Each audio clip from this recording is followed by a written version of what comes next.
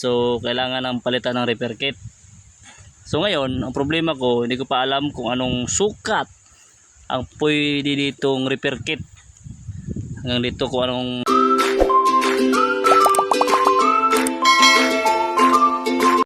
So yun mga kapalits, magandang hapon. Dito tayo sa ayan, hindi makita yung dagat.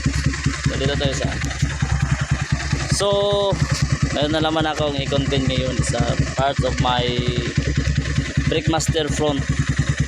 Ito kasi siguro alam ko na marami pa ring marami pa ring mga nagmumotor na hindi alam na kung ito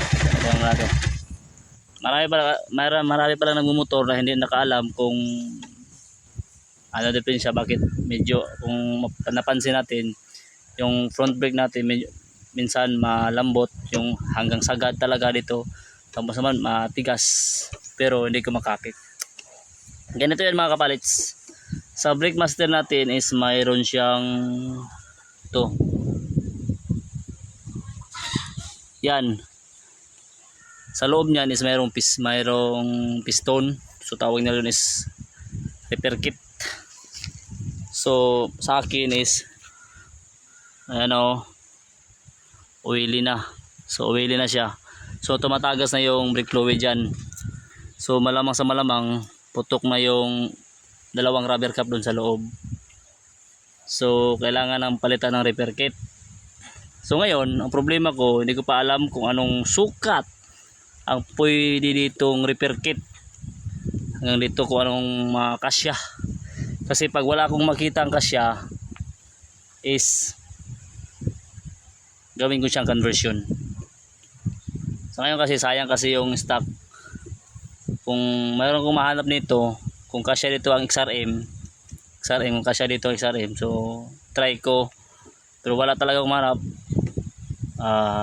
Tawag nito, conversion ang gagawin ko dito. Conversion ang gawin ko sa GPR. Yan, naka GPR tayo mga kapalit, sa GPR 250. So ito yung problema ko, yung basa kasi yung dito, saka ito yan minsan sagad yung ang sobrang lambot, hindi ko makapit, at saka pag ganun mo sobrang tigas, hindi rin ko makapit. So repair kit ang problema, hindi naman doon, kasi yung doon okay naman.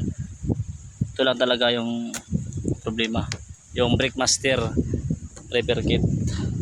At kung mayroon sa inyo makasuggest kung anong kasya na repair kit dito, kung nagpalit na kayo ng repair kit, paki-share naman dito sa comment section kung anong kasya na repair kit para dito. Motor po natin is GPR 250 Motor Star. So huwag niyo namang ipagdamot yung mga alam nyo kasi wala, tigas talaga. So mga kapalits, yun lang po mga kapalits. Once again, paki-share yung mga parts na alam nyo para dito. Yung repair kit ha, assembly yung ikabit natin, kasi kung wala akong makita, malamang sa malamang conversion tayo.